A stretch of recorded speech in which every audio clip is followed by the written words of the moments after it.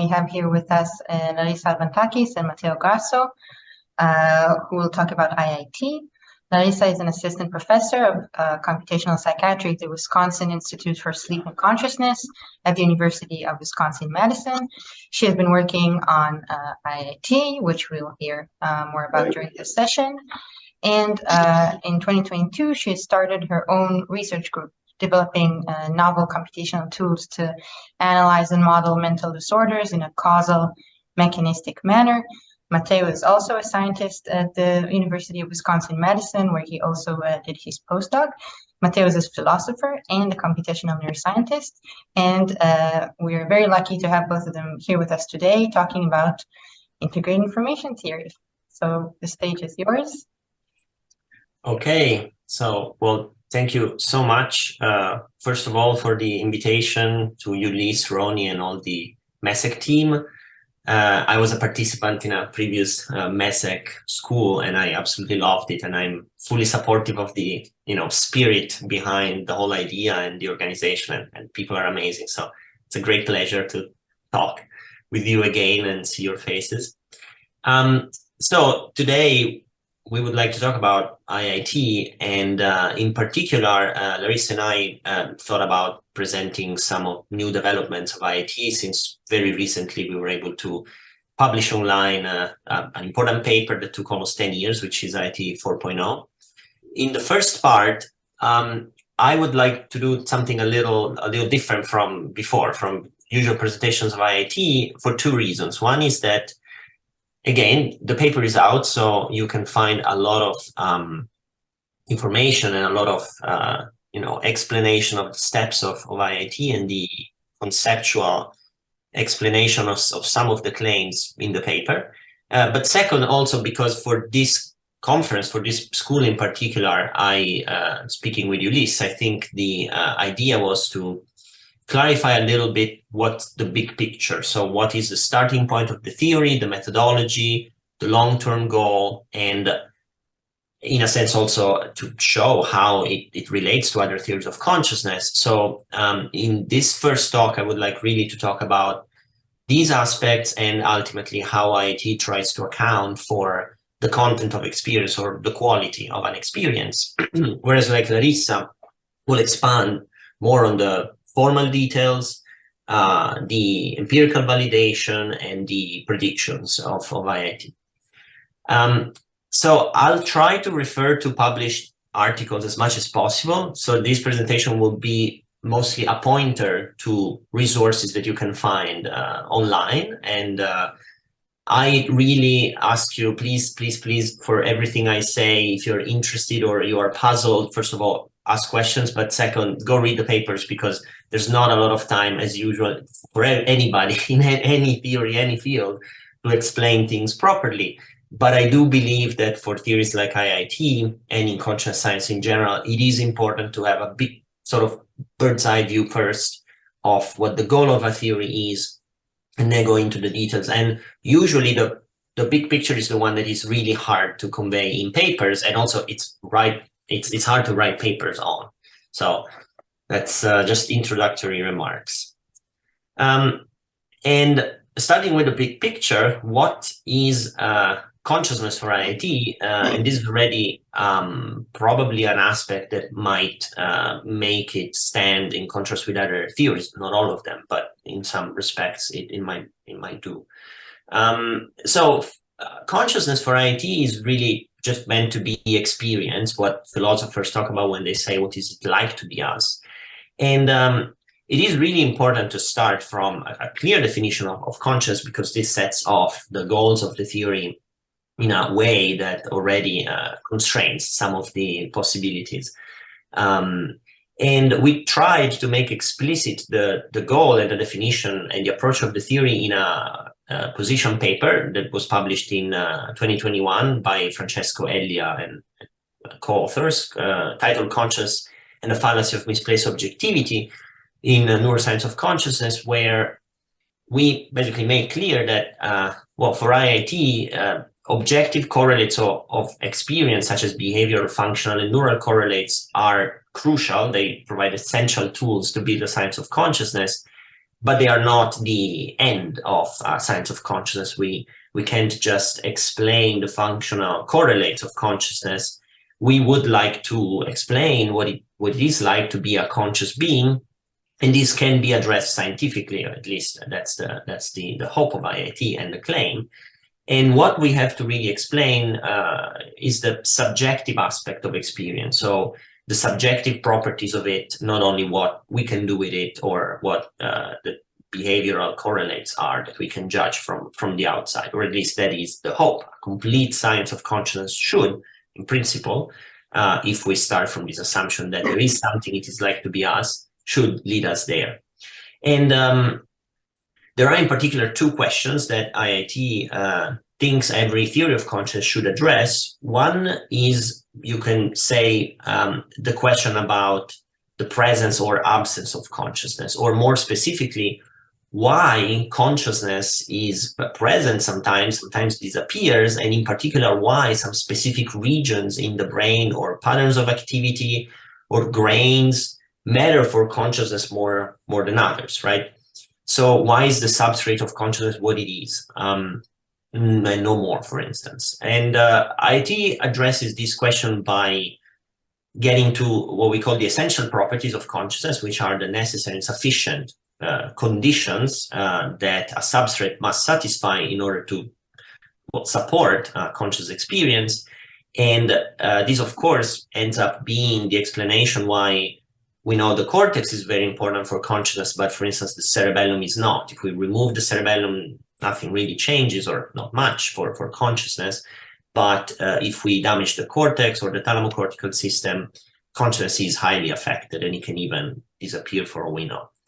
And also why in some states like wake, dreaming, altered states of consciousness, psychedelics, we have vivid experiences, but then when we fall in dreamless sleep or under some specific states within, for instance, anesthesia, possibly, we think there is really no experience. So a science of consciousness a theory of consciousness should tell us something more about these essential properties and the properties of the substrate of consciousness when consciousness changes, appears, disappears. But second, it should also tell us something about, in each individual experience, each state, moment of experience, why we feel the way we do, right?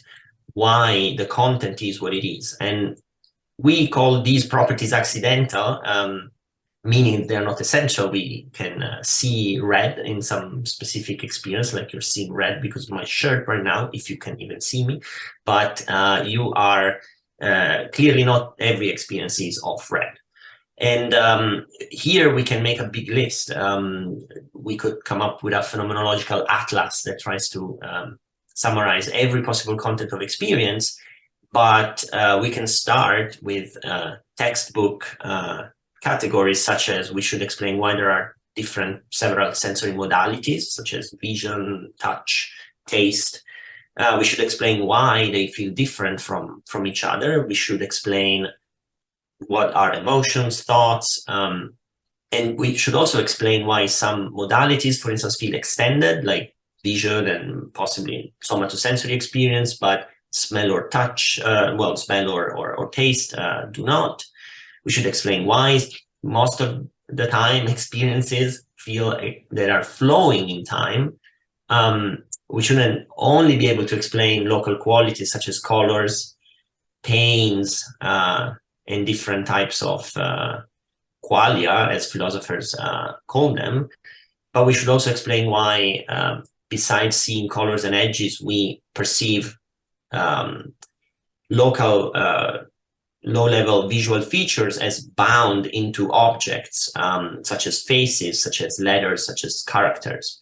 And ultimately, we would also like to explain, we should explain, why experience is, especially human experience, of course, is really based on a lot of other contents that are much more abstract and less sensory. So, for instance, when we navigate the world, we use concepts to interpret what we see and what is happening, and faces, letters, objects are already one way to categorize and conceptualize the world. We also know there are entire brain areas that are devoted to categorization, conceptual categorization, such as concept cells. But also we do have ideas, we have beliefs, reasons, and values, and all these things ultimately should be explainable by a science of consciousness. And this is important because IIT as a theory of consciousness wants to explain, first of all, consciousness, but ultimately it also wants to get to something that is a little more like bigger and has more implications, which is really, since the starting point is that consciousness is central almost for existence itself, because it is one of the main ways in which we can characterize existence, and it is the only type of indubitable existence, irrefutable type of existence we have, to say it a la Descartes.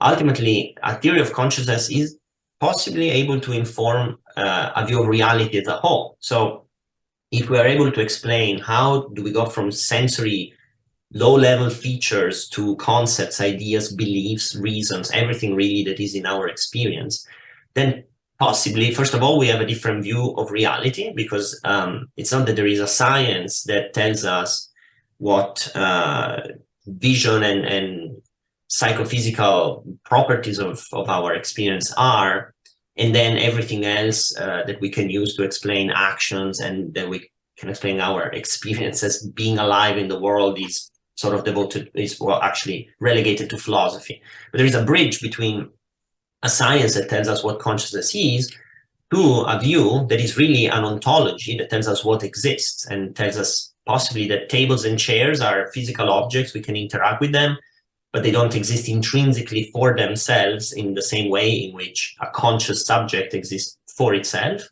And also that when a conscious being exists, all the meanings, values, concepts, ideas they have in their mind, and ultimately what they use for action, possibly even their own concept of free will, and the fact that they are free to act if they are, where all these things become possibly addressable, or at least there is a vocabulary, a set of tools that are quantitative and rigorous, and can help us change a view of the world that otherwise is, well, definitely different. I don't know if it's better or worse, but it is different as the one of traditional physicalist reductionism that says, yeah, these things are interesting concepts, we can use them to explain what we observe, but they don't necessarily capture something real, such as, you know, illusionism about free will, etc.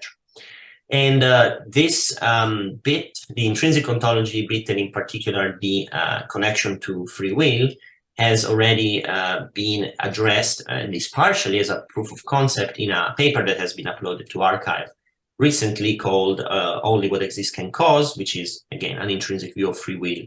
And I invite you to consult this paper. Is quite interesting, I think, and pretty new. Okay, so what is the IIT methodology to achieve all these amazing goals that and grandiose goals that I tried to outline? Well, again, many of you might have heard already this, because IIT has been around for almost 2 decades now, and the methodology has been pretty much the same, even though some aspects are more explicit now than they were before. And in brief, IIT really tries to take, you know, a step back and starts from consciousness first, or phenomenology first, which means that in order to characterize experience and explain it, first we have to start from experience. It is unfortunately, or fortunately, a very special type of phenomenon in the natural world, because it can be investigated from a privileged perspective, which is the first-person perspective of the subject, which imposes some constraints also, possibly in the way in which not only we can approach it, but we should approach it. So the idea of IIT is, first of all, when we want to explain experience, we should start by characterizing experience itself, meaning its structure. We can think and reason and introspect and characterize what the essential properties of experience are, meaning the properties that every experience seems to share, the ones that are even logically, irrefutably true of every conceivable experience. And then what we can do is that we can ask ourselves, okay, not only an experience exists, it's here, I'm feeling something, but there are these properties that seem to be true of every conceivable experience. And if anything, these properties should somehow, if we are able to build a science of consciousness, a theory of consciousness, these properties should be captured in physical terms. And by physical here, IIT is really humble, tries to, again, start from a very simple notion of what physical means, which is cause-effect power in terms of there is something in the world that is, well, it's outside of my experience. I postulate it is outside of my experience, but of course it is within my experience because I observe brains, I observe fMRI data, I observe the table in front of me. But what can I do to actually know if it exists for me is poke it, is manipulate it and observe its reactions and then start building a physical description of what this thing is by interacting with it and basically just studying how it changes based on my interactions. So the idea is that among all objects that we observe in the world, there are some special subsets of the universe, which are brains or posterior areas in our brains. And by poking these areas, we are able to study them in physical terms. And we should be able, if that is the actual substrate of consciousness, to find a mapping between the essential properties of experience and the physical properties of this object, if this object is really what supports experience. And ultimately, what we would like to do, or at least the conjecture of IIT, is that if consciousness can be explained in terms of cause-effect power, which is a set of physical properties defined as operational, as basically conditional probabilities and the result of the outcome of perturbations and observations, then we should be able to establish an identity between the essential properties of experience and the essential properties of the physical substrate, or in particular, the cause-effect power of this substrate. And this can be done, of course, for the essential properties of experience, meaning there should be a set of properties that is always instantiated, always present when consciousness is present. But also it can be done iteratively because we can then start characterizing a phenomenal structure in all its content, meaning, for instance, the fact that there are different modalities and they relate to each other. When I see something and I hear a sound, I see a bird outside of the window and I hear the bird chirping. These two things are related in my experience, right? But these are accidental properties. So we can also start asking the question, okay, how does this identity hold not only for the essential properties, but also for the accidental ones? So we can do this, we should do this iteratively and probe the ability of taking a model of the physical substrate of consciousness, or whatever we think the candidate physical substrate of consciousness is, and find this mapping between the contents of experience and the causal properties, distinctions, and relations of this substrate to build at least like a candidate mapping of the two. So only then, of course, we want to then ask, does this hold? And how do we check? Well, we have to validate this conjecture, this identity, and the result of the analysis in what we consider the prototypical paradigmatic case of conscious beings that at least we can talk about, which are healthy humans. And as I said before, Larissa will go through the empirical evidence that has been gathered so far. There are so many more things that can be done, so many predictions and interesting questions that can be addressed with neuroscience. But ultimately, that is really the testing ground of IIT. Whenever we find essential properties and we characterize them in physical terms, we have to find a way to test it experimentally to validate this hypothesis. And whenever we come up with an explanation of the content of experience, some content, for instance, again, the fact that seeing a face feels a specific way, well, we have to then design some form of experiment to validate this hypothesis. But this is the validation part of the theory, right? consciousness is really tricky because, as I already said, the paradigmatic case of conscious beings that we can talk about and we have some confidence, if any, is healthy human beings. But of course, we want to go far beyond that. We want to extrapolate beyond healthy human beings, and we want ultimately a theory of consciousness to say something about disorders of consciousness, non-communicative patients, non-human animals, possibly even machines. And ultimately, even, as I said, going to ontology, we would like to know if other systems can be conscious at all, if consciousness is this property that we find in a piece of the brain, and we start applying the same methodology looking at other systems in the universe. It can be beehives, it can be, it can be plants, it can be physical systems, single cells, atoms, who knows, quantum systems. Then we have to, be open to the possibility that this methodology will result in some sort of prediction on whether the same properties is present in these systems. But I would like to stress the difference between the validation step of the theory and then the extrapolation. The extrapolation step is not something we can use to test a theory. It is important because there are implications of some theories, even if you think about it, something like, I don't know, the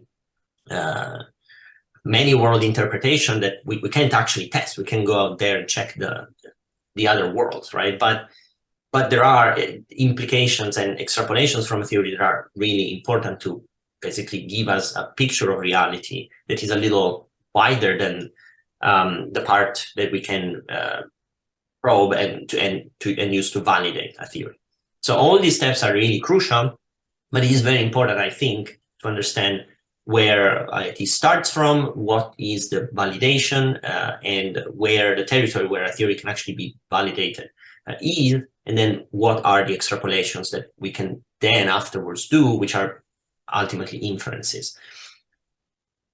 And I know that oftentimes IIT is, of course, really discussed and even criticized because of some panpsychist implications, but it is, I think, crucial to understand the difference between validating a theory and then extrapolating. And there's a lot of interesting, philosophical discussions to be had on this aspect. Okay, so as I said, we are finally able to point people to two important papers that came out very recently. One is still under review and one has already been published. The system integrated information paper is the first of these two sort of companion papers. And Larissa will talk a little more about how to identify substrates of consciousness applying the postulates, especially just to find the substrate of consciousness. Then the second paper is really the one that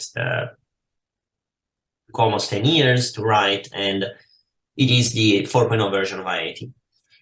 This is on archive for now. It's under review, but please feel free to consult it. It is really important, first of all, because the new version of the theory is summarized, but also because there are at least, three very important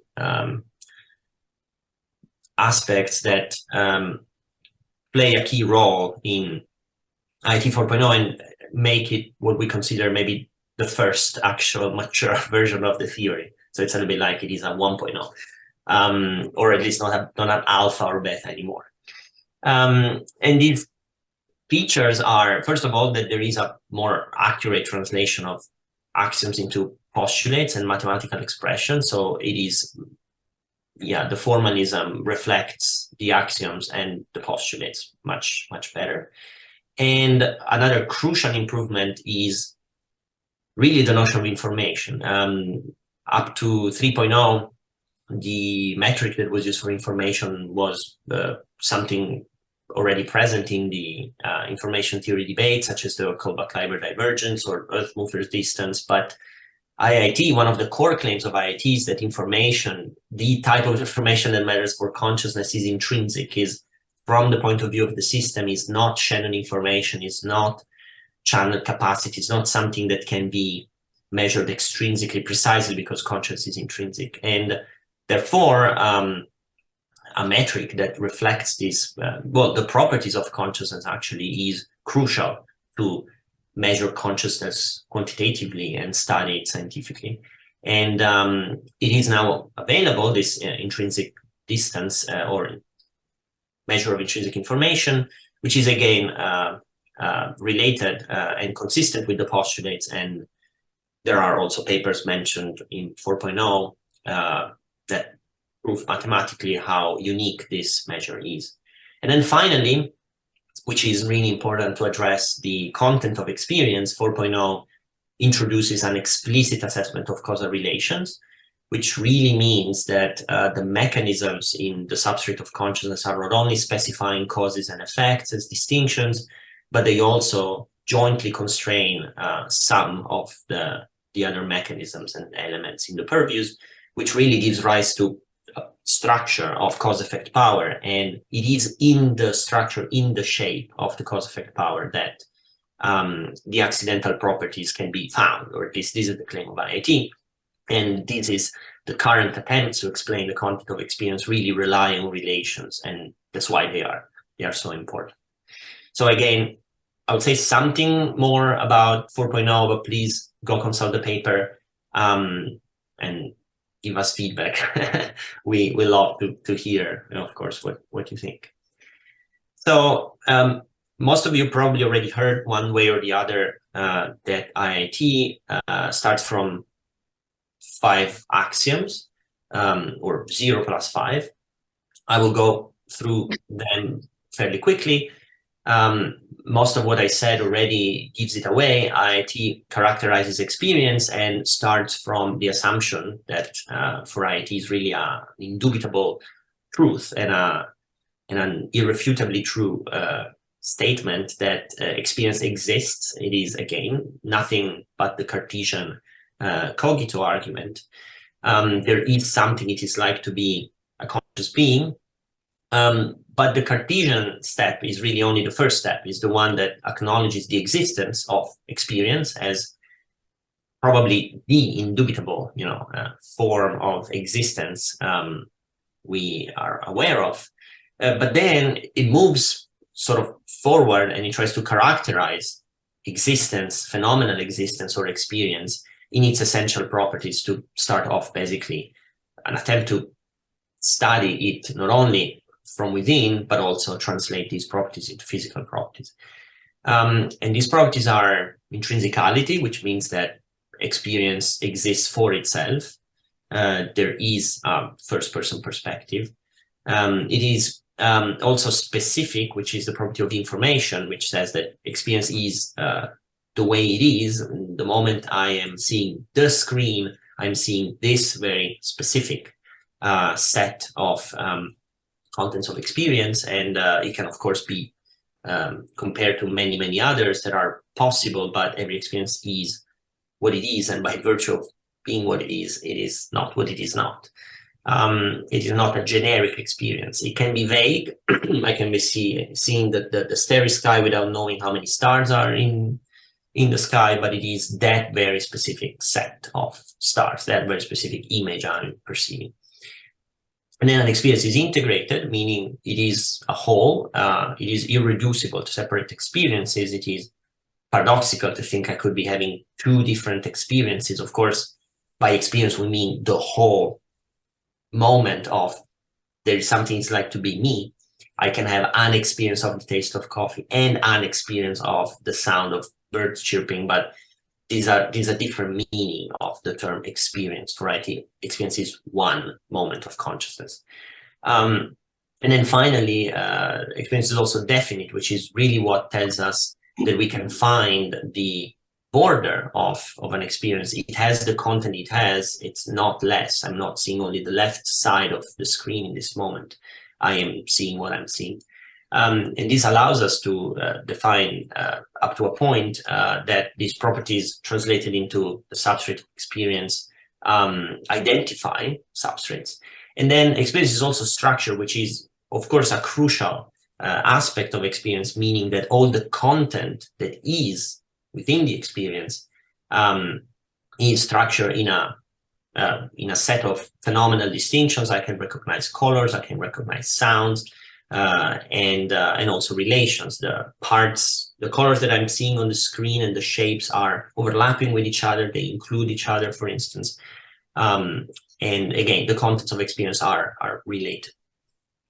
So the axioms of IIT, the claim is they capture the essential properties of experience, and they can be translated into physical properties of cause-effect power.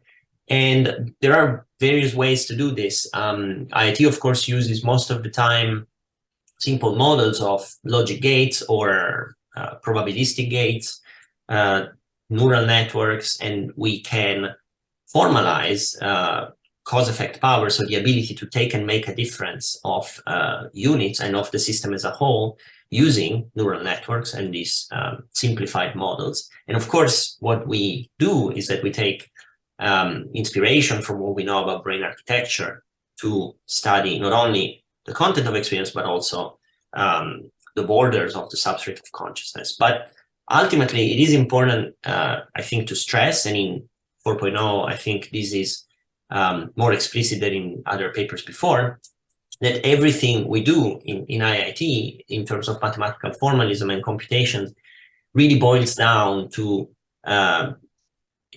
conditional probabilities, interventional, transitional probabilities. So we start from a characterization of a simplified model of a substrate, which is a transition probability matrix. And by perturbing the candidate units at a candidate grid in all possible ways, we come up with a full description of the dynamics of the system, or how the system goes from one state to the other, the probability that some nodes will turn on based on the state of other nodes. And this characterization is the starting point of the analysis of IIT. And again, Larissa will go into a little more details. But in 4.0, we are much more explicit, and we really make a big effort to explain the starting point of IIT, the math in terms of TPMs, and also the other side is is how this is achieved. The computations are achieved using PyPhi, which is the software that has been developed and it's been available for a while. So there is also a tutorial on how to use PyPhi and an explanation of this side. So everyone in this course is, of course, very welcome to play with it. But ultimately, we go back to the identity, and the goal of IIT is to establish an identity between an experience and a substrate of consciousness unfolded into its phi structure. And the claim, the conjecture, is that every property of experience, the essential and the accidental properties of experience, should correspond one-to-one to essential and accidental properties of the substrate of consciousness unfolded into a phi structure. And again, the quantity of consciousness and the quality of consciousness have a place in all this. They can be measured. And some proxy measures, of course, can also be developed to test IIT and validate it, and actually just use the measure in real life cases, not only on systems or logic gates, but real brains in the neurology world. One aspect that I really want to highlight is that this identity is an explanatory identity, and it is not something else, because unfortunately the word identity is really loaded, especially for philosophers. And when we say explanatory identity, what we really mean is that it is not that consciousness is identical to a bunch of physical properties, because it can be reduced to these physical properties. So what IIT says is that really what exists is cause-effect power, and experience can just be explained in terms of cause-effect power, but there's no such thing as experience. That is not the type of eliminative identity or reductive identity.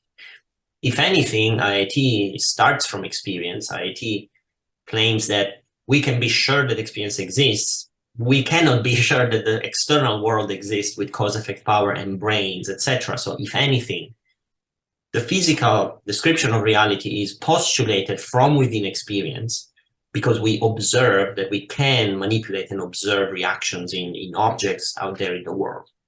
However, it is crucial that we develop a physical explanation, a physical account of experience, because experience is private. We cannot otherwise access anybody else's experience. And so developing basically a language, a formalism, a terminology, and a set of tools that allow us to explain experience in physical terms just means basically we are seeing from the outside with some rigorous mathematical and ultimately physical set of interventions and computations. We are studying what experience feels like intrinsically. So the two things are really the same thing. There is only one thing, which is experience, and let's say objectively it can be accounted for, it can be explained, it can be studied with the tools of cause-effect power, or in physical terms. So that's why we mean it's an identity, because if the conjecture is correct, then all the properties correspond to each other, but it is explanatory in the sense that the physical is really a tool to explain the phenomenon. It is not something we are trying to reduce experience to. Okay, so as I mentioned, IIT has insisted a lot. Well, the past version of IIT focused mostly on the essential properties of experience, which are the ones that matter to identify substrates of consciousness, to tell whether a system is conscious or not, even a patient is conscious or not. They are the ones that have been crucial to develop PCI, for instance, the perturbational complexity index that has already been applied also in the case of vegetative state patients. But the accidental properties are as important, almost more important, honestly, for me as a philosopher who grew up with the hope and the dream to explain qualia and understand a little better what can we do, you know, with science to explain qualia. And there are many, as I said, many accidental properties that we would like to explain. But in the agenda of IIT, 4 big categories are the ones that we decided to start with.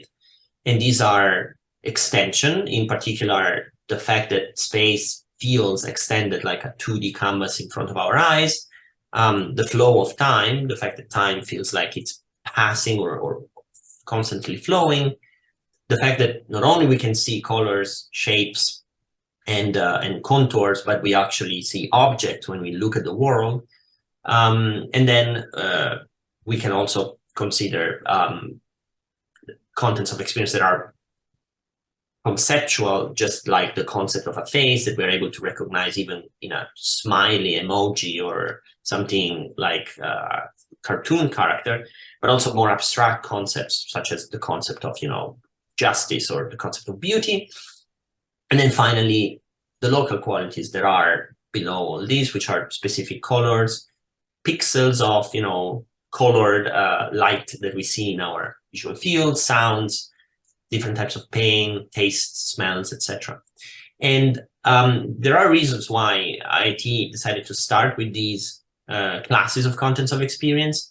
And it's because they are really important and more general, but also there is a different degree to which each of these classes of contents can be introspected, which is really important, because if we have to start from introspection, we need to be able to introspect and say something about the phenomenology. And then on top of that, how much we know about the neural correlates, the content-specific neural correlates of these classes of contents. And these projects, some of them are all completed, some of them are in progress, but near completion, some of them are forthcoming. So in the remaining, I think, 10 minutes, I will briefly sketch where we are with all this.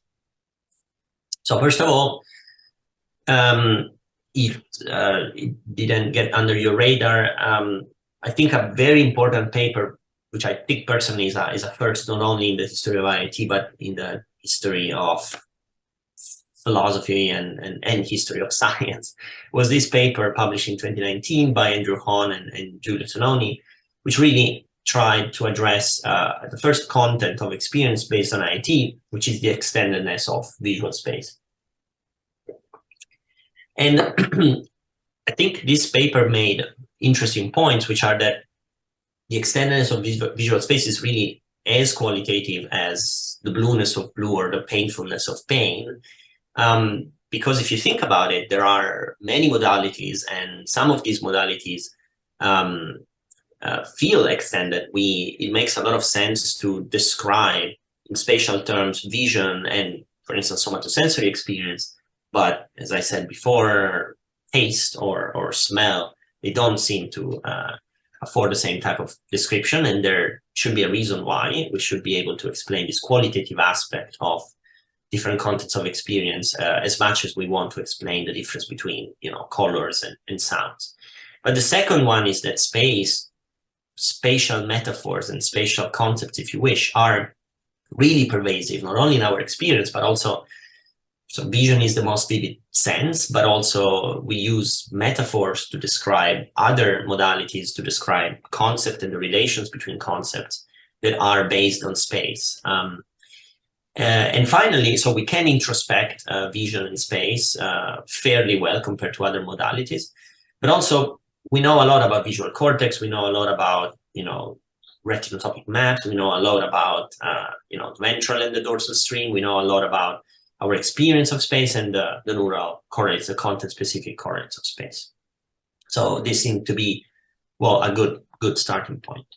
And I will not go into much detail because, again, the paper is out there. But roughly speaking, the methodology of IIT, you can see it in action here. The idea is, well, Andrew and Julia started by characterizing what it is like to have a visual experience that feels extended. And one way to characterize it in phenomenological terms is to say that, well, something really feels extended when you can introspect and direct your attention on the fact that there are spots, in this case, for visual experience. And these spots, there are some relations between them. You can describe them as being related to each other because they partially overlap, because they include each other, because for any two spots, there is always a bigger spot that includes them. And you can characterize something that feels extended. And it can be spots in your visual field or spots on your skin as having a region, occupying a region, having a location in the full space of your visual field or your body. They have a size, they have boundaries. And this phenomenological characterization of what it is like to experience extendedness in one specific modality, according to IIT, should be translated into the properties of cause-effect power of specific, in this case, subset of the substrate of consciousness. So according to IIT, whatever the substrate of consciousness is, whatever the full unfolded cause-effect structure is, what explains the experience of space is really a substructure that should have properties that map one-to-one with these properties that we just described about spots. So for instance, we should find a way to characterize connection, fusion, and inclusion in terms of causal distinctions and causal relations. And the paper does just so. So please, if you're interested in this type of approach, you can consult this paper. The same thing is in the pipeline for the explanation of time. And I have to say we are pretty far. We're almost there. And the project has been carried out in particular by Renzo Comolatti, who is a PhD student in Marcello Massimini's lab in Milan. And the idea is really, if space is the result of some types of grids in the back of the brain, especially in visual cortex, time shares a lot of features phenomenologically with space. There is a lot of space in time, you can say. We use a lot of spatial metaphors, right, to describe time. So the same relations of partial overlap between moments. When you hear a melody, you can clearly remember that there was a moment where you experience, for instance, well, let's say a single word, but also each individual letter, each individual syllable was experienced in a sequence. And the approach is really the same. It's trying to characterize time phenomenologically and then switch to cause-effect structure, in this case, unfolding what are directed grids, so grids that have asymmetric connections in one direction instead of bidirectional grids, which are the ones that were unfolded in the TIDE project. Again, this is in preparation. Stay tuned if you're interested. Finally,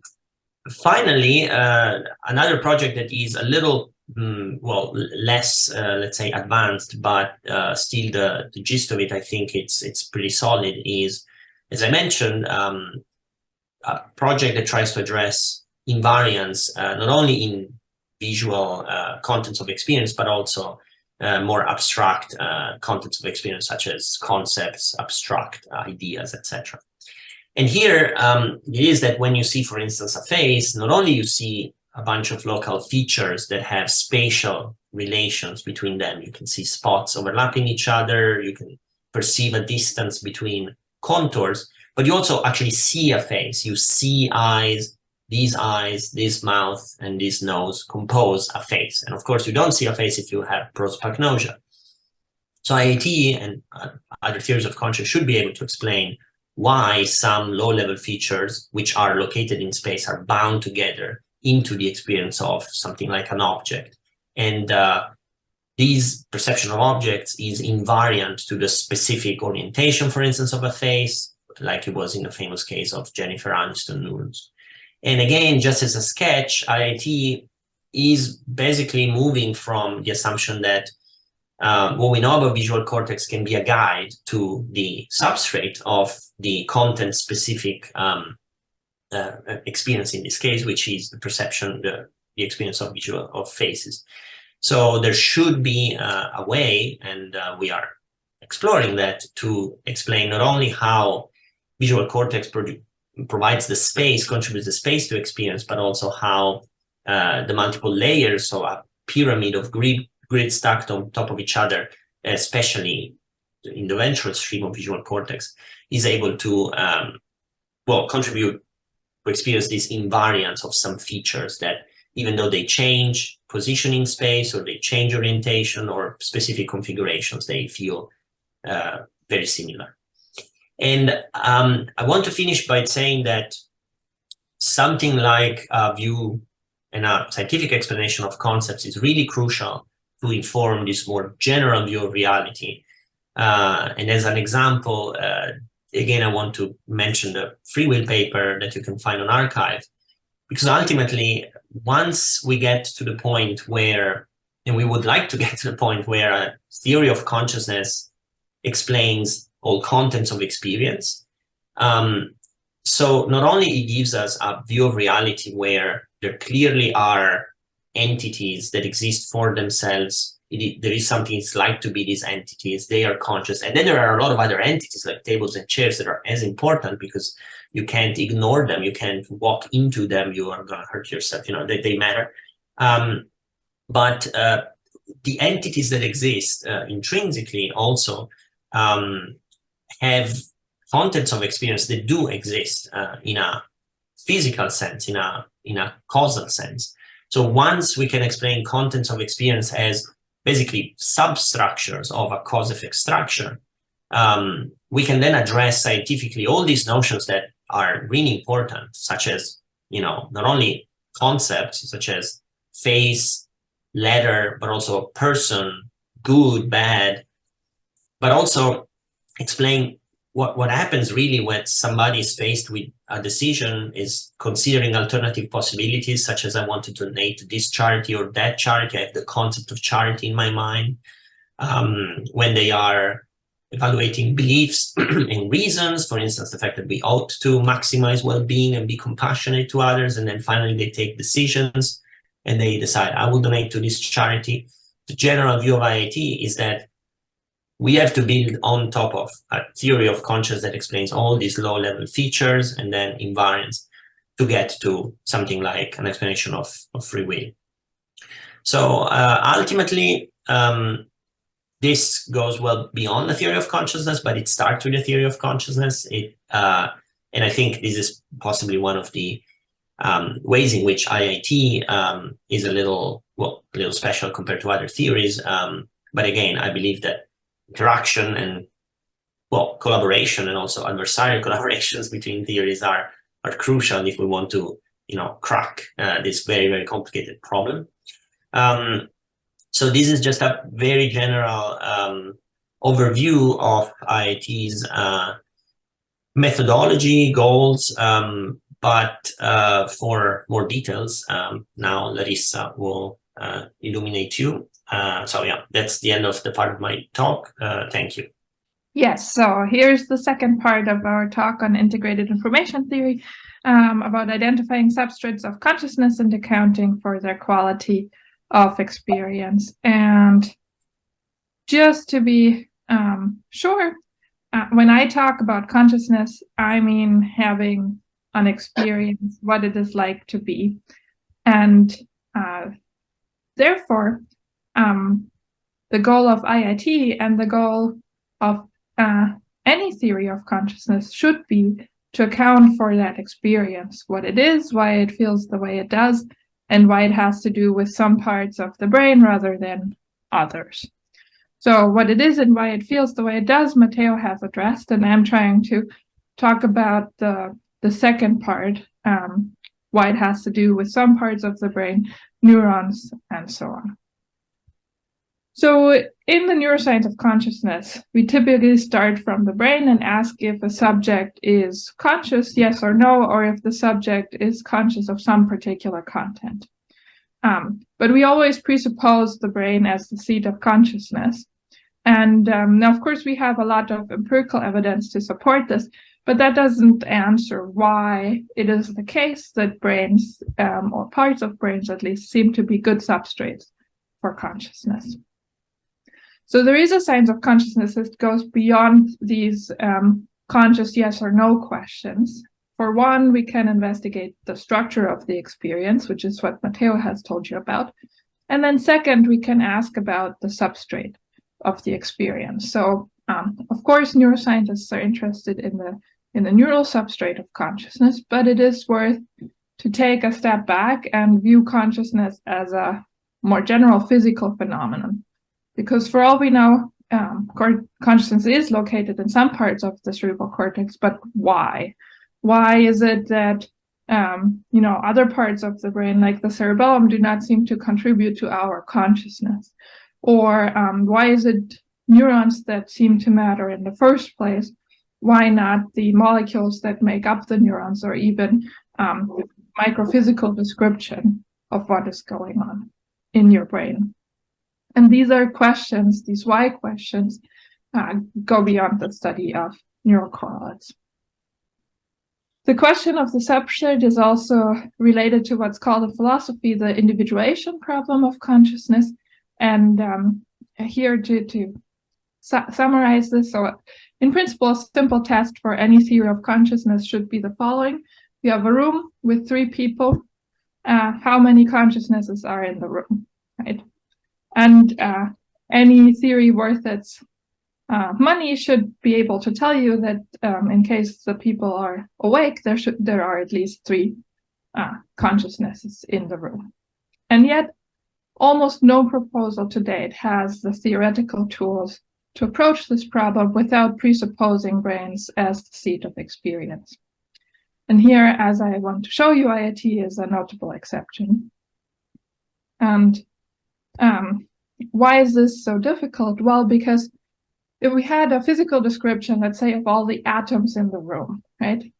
Could we identify even 3 people, let alone 3 consciousnesses? And there's not really a good method of doing so, even in physics, right? Like, how do you identify entities, organisms, beings, and then consciousnesses?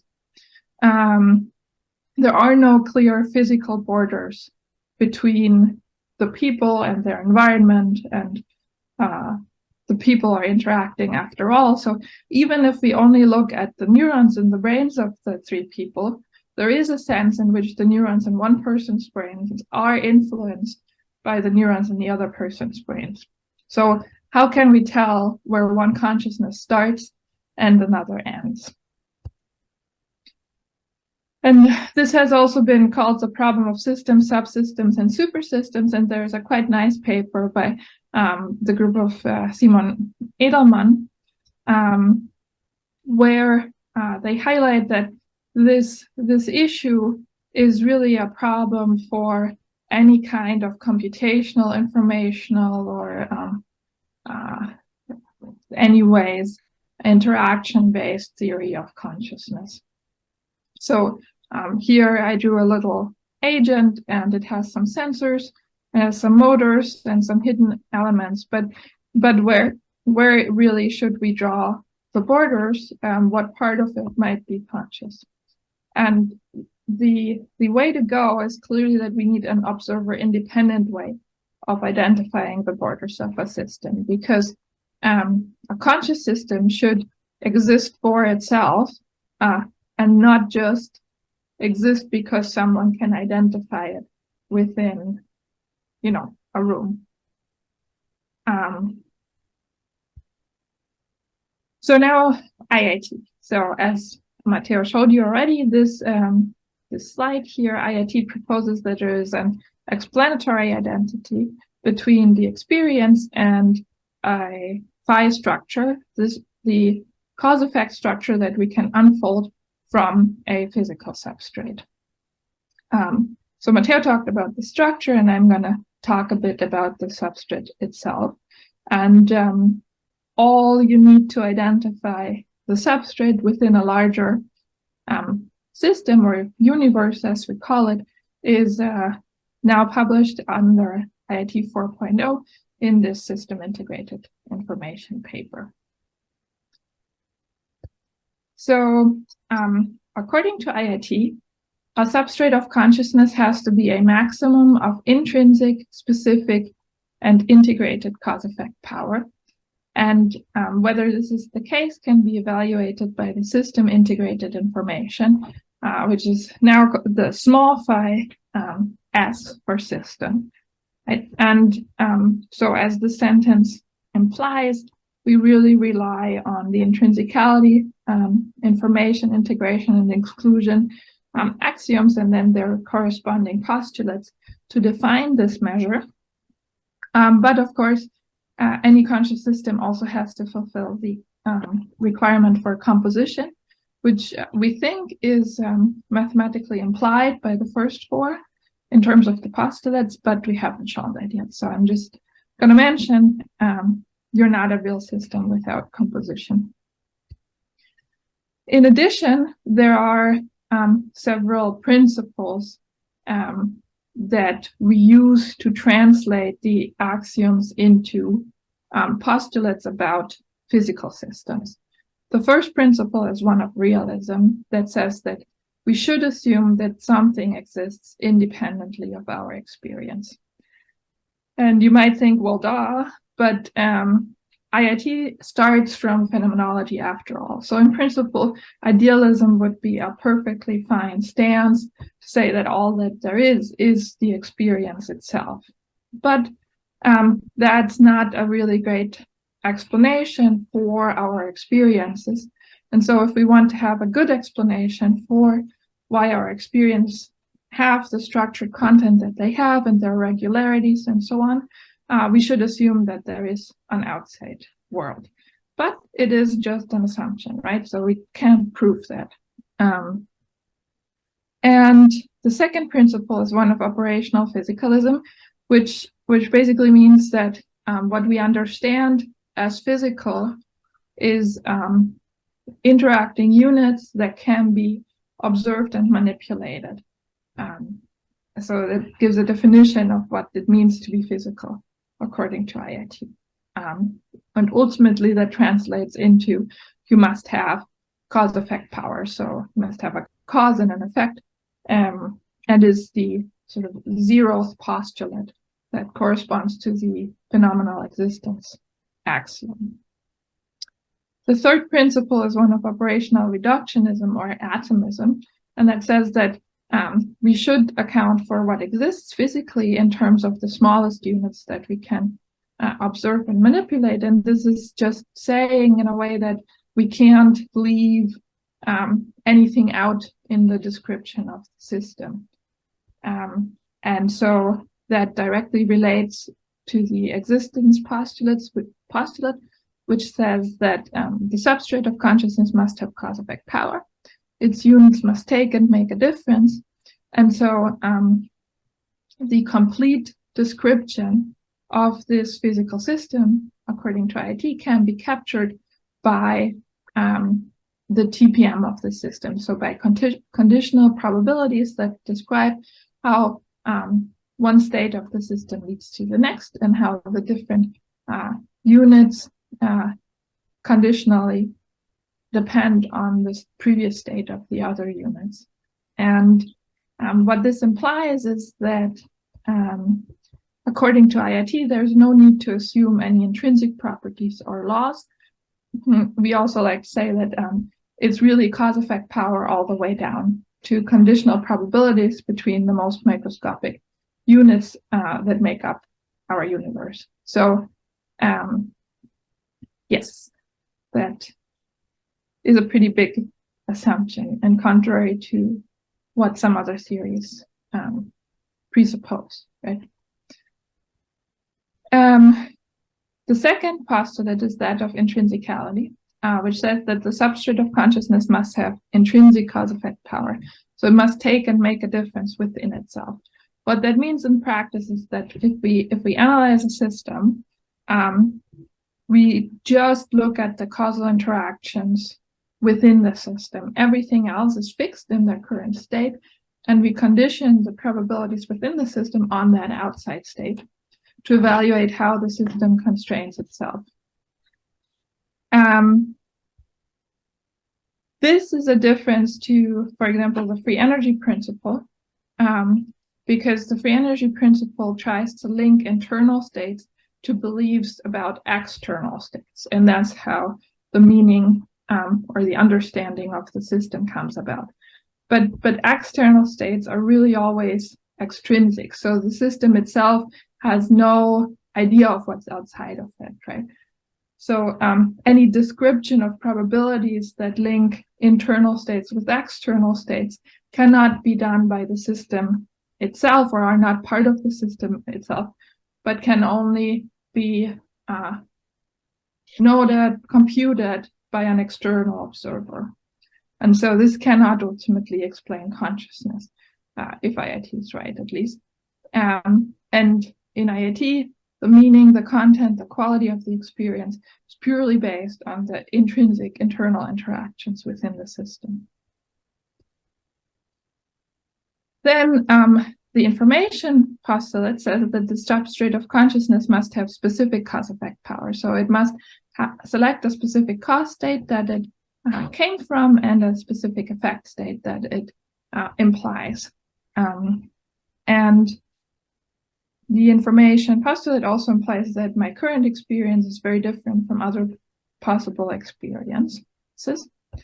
It also implies that the computation to identify substrates and their contents is state dependent. So the maximal substrate, the substrates of consciousness within the brain, for example, may also be state dependent. They don't have to be forever fixed throughout your lifetime, right? They can, in fact, change moment to moment, in principle, according to IIT. So whether they actually change or not depends on the system itself and its dynamical and causal properties. The integration postulate says that the substrate of consciousness must have unitary cause-effect power. It must specify its cause-effect states as a whole set of units, irreducible to separate subsets.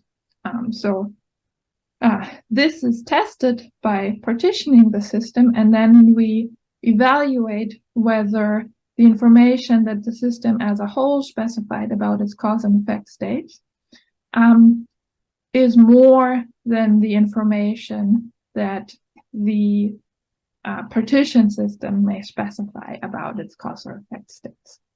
And the partitions that we use to evaluate this are unidirectional, and it follows from that that strong connectivity is a necessary requirement for positive system integrated information. And that means that feed-forward systems, which are not strongly connected, are automatically disqualified as systems as substrates of consciousness. So that becomes relevant for discussions on whether ChatGPT is conscious or not, right? So since it's based on a feed-forward architecture and is simulated anyways, IIT rules that out. I also want you to note that we're talking about one system as opposed to like no system, but also one system as opposed to many. And so this is a point that I think is often missed by functionalists, because it's a general rule that functions can in principle be spread across one or many systems, or one or many conscious systems.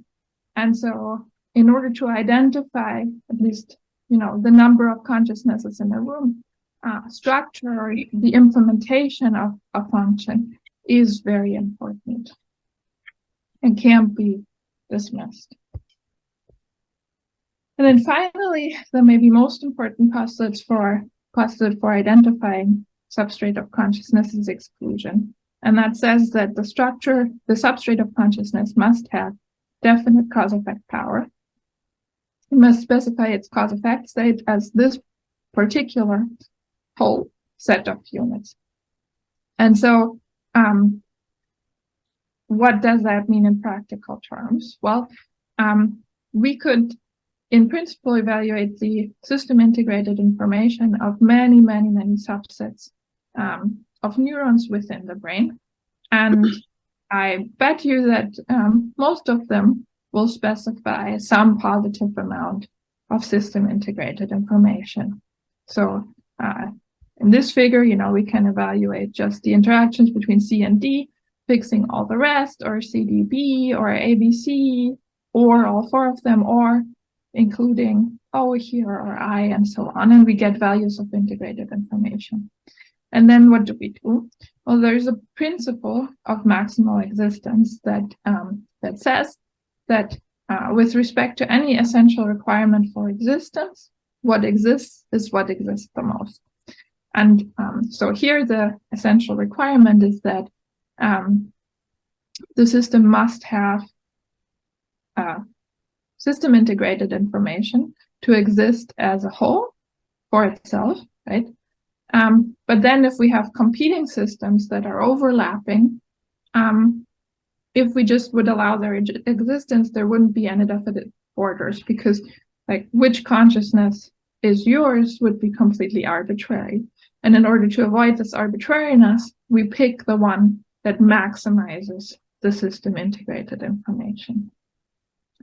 So for the same reason, the substrates of consciousness cannot overlap over the same set of physical units. And the maximization procedure in principle also applies not only across sets of units, but also across grains, where the task of finding the substrate means identifying the spatiotemporal grains and state grains for which the integrated information of the system is maximal. And so what do those grains mean? Well, we can have different unit grains. We can look at neurons, or we can look at molecules in the brain, or a description of the dynamics of the brain in terms of brain areas. And we can compute, in principle, of course, only the integrated information at all these different levels and find a maximum. We can do the same over temporal grains, so looking at interactions across 10 milliseconds, microseconds, or seconds, and we can evaluate the system integrated information across different state grains. So assign 2 states, spiking or no spiking, to each neuron, or assign, 256 states from 0 to 150 hertz firing, or maybe most likely the relevant grain within the brain is some small number of states that could be no spiking, sparse spiking, bursts, and so on. And so here the grain question is illustrated again. So in principle, we start from the very micro level, and we have a TPM there. So this is, again, the operational physicalism and operational reductionism, that there are TPMs all the way down. So there is a microscopic TPM that describes our universe, basically, and then we can coarse grain these TPMs or black box them into description of macroscopic systems and evaluate the integrated information across that hierarchy. And how to do that coarse graining is described in these 3 papers here, 2 of them by Eric Hoel and 1 by William Marshall. But it all comes down to identifying maxima of integrated information. And the important thing here is that while we have operational reductionism, that we should start at the micro level to not leave anything out in the description of the system, ontologically, right, only the macro system that has the highest amount of integrated information exists as an intrinsic entity. So what that would mean for you is that if you are conscious, you exist as an intrinsic conscious entities, but the neurons in your brain do not, because they're subsumed into making your consciousness, right? And also, you know, the molecules and the atoms and so on. So this lends itself to a prediction, right? So a scientific prediction that can be tested. And the first is the simple test that I already showed, that hopefully if we would apply IIT to a description of a physical description of a room with 3 people, it would identify the 3 consciousnesses in the room. It might identify many more that are, however, likely to be tiny and what we call ontological dust here, right? So this also for the whole panpsychism, like accusation, if one so will. Yes, there can be, you know, residual ontological dust according to IIT, but that stands in no comparison with the immense structures that we should identify for people, for example. Right. Now, what about identifying the neural substrate of consciousness within the brain? Well, the most, or how should we go about that? Well, let's start with empirical findings, right? And there's some evidence that points towards a posterior hot zone. So one very nice paper that hints at that is by Francesca Ciclari, then in the Tononi lab, where they had a within-state paradigm. So subjects were asleep, and they compared dreaming experiences versus no dreaming experiences. So conscious versus unconscious, because you are conscious when you're dreaming, since you are experiencing. And they found that the biggest difference was observed in a decrease of delta power in the posterior in wake compared to sleep. I hope I got that right. Anyways, it points at the posterior region. So there is a lot of controversy on whether, you know, the front's included too, or everything's in the front and so on. But let's just go with this at the moment. The important thing is that we have empirical evidence that hints at certain regions of the cortex being directly implicated in conscious experiences, and others maybe not so much. Less controversial is maybe the grain question. I think most neuroscientists would agree that what matters are neurons or groups of neurons, that the temporal scale for consciousness is in the order of 10 to 100 milliseconds, and that a few number of different states will matter for interactions in the brain that are mapped onto conscious contents, right? So based on this, we can make a theoretical prediction that if IIT is correct, it should better fit this empirical evidence, and find that there is a maximum of integrated information if we look at the posterior hot zone and if we look at the correct spatiotemporal and state grains. If this is not true, then there's something wrong with IIT, right? So again, I want to emphasize that this really is a scientific prediction, but it does not depend on anything happening or being caused by consciousness. It doesn't depend on the dynamical evolution of the system. So it's not like a typical scientific experiment where you do something and you see if the result matches your predictions, but instead we see if the computations that arise from IIT fit our empirical picture, and thereby we can test and hopefully eventually validate the theory in this aspect, right? We can also hopefully then provide an explanation for why it should be those particular regions as opposed to others.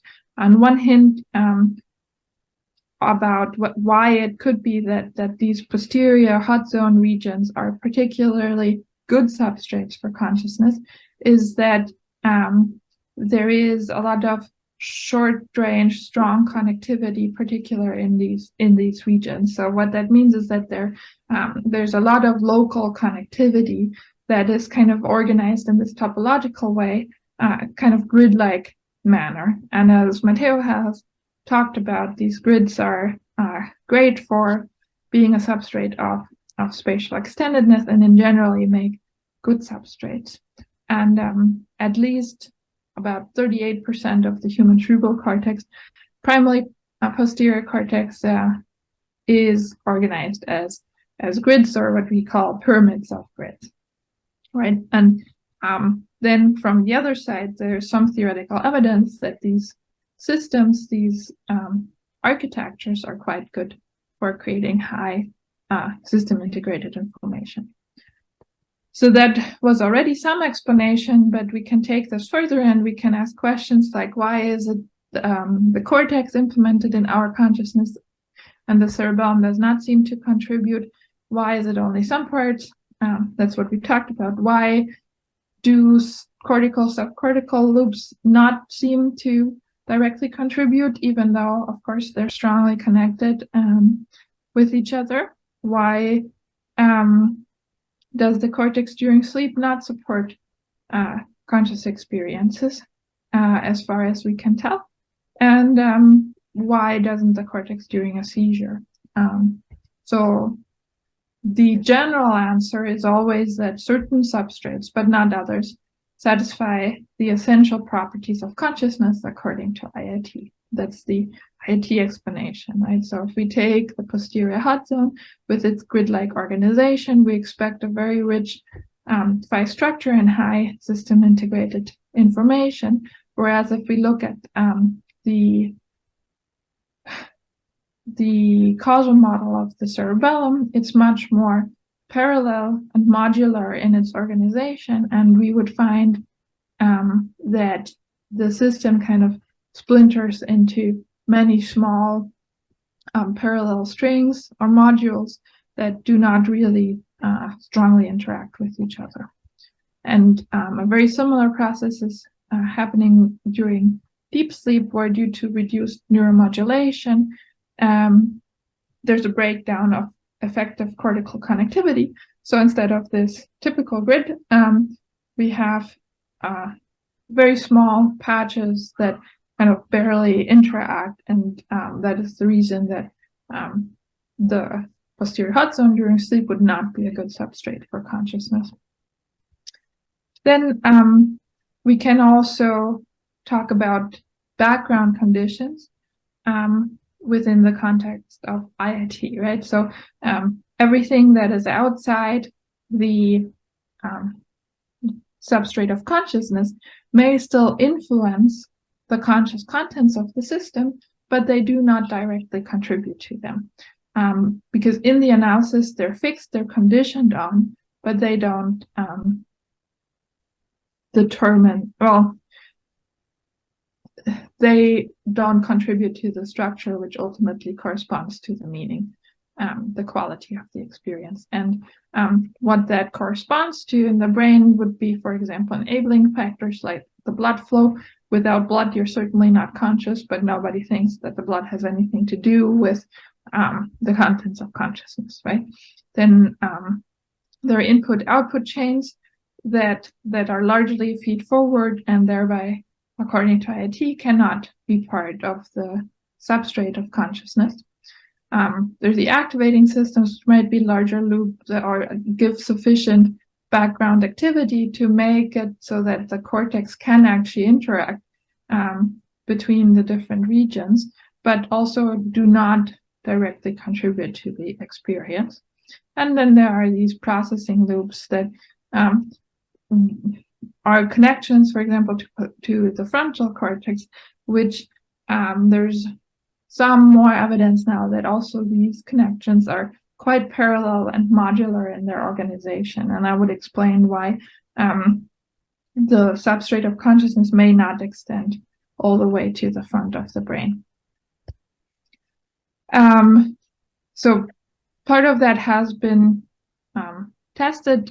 So these background conditions, or the issue with regions that contribute as background conditions, but maybe not directly to the experience, has been recognized and has led to a refinement of the paradigms for identifying the neural correlates of consciousness, where we now have no report paradigms, where the experience that the subject has is inferred somehow, for example, due to their eye movements.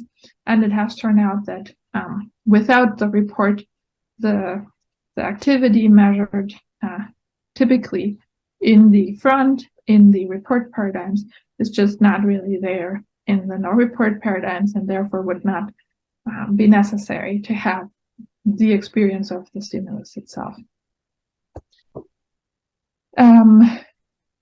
Okay.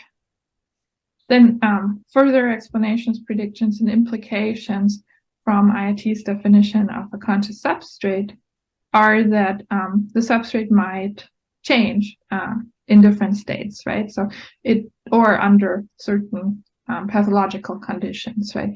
So it might shrink if you have a problem with part of your cerebral cortex. It may move, for example, during sleep, during REM sleep, depending on the content of your dreams. It might be split if we have a split brain, anatomically split brain, but there's also the fun possibility that it might split in a functional way. For example, when you're driving and listening to some audiobook at the same time, and you realize after you drove for 15 minutes that you have no idea where you were and where you've driven. In principle, IIT allows for there being secondary, smaller, minor complexes within the brain, and to what extent that would be the case is something that we need to explore. And then, of course, there's the question, why are we the big one and not the small one, and so on, which get into dangerous philosophical territory. But just two more mentions here. So we have the functional split brain. There's a paper by Shun Sasai from 2016. That's a very nice study where they had people drive in a driving simulator and then showed that there is a decrease in the functional connectivity between the driving and listening areas in the brain that is particularly strong the more people are immersed in actually listening to the task. And one of my favorites, again by Francesca Ciclari, is the dream study. So they had people sleep and undergo serial awakenings, which is no fun, but then they were asked about whether they dreamt and the content of their dreams. And in the subsets of the dreams, they could classify the dreams into highly perceptual or highly thought-like. And then if you look where the contrasts were in the brain. They were in more perceptual areas for perceptual dreams, and more like association, higher thought areas when the dreams were very abstract. And I'll close with that to leave room for questions. And thank you very much.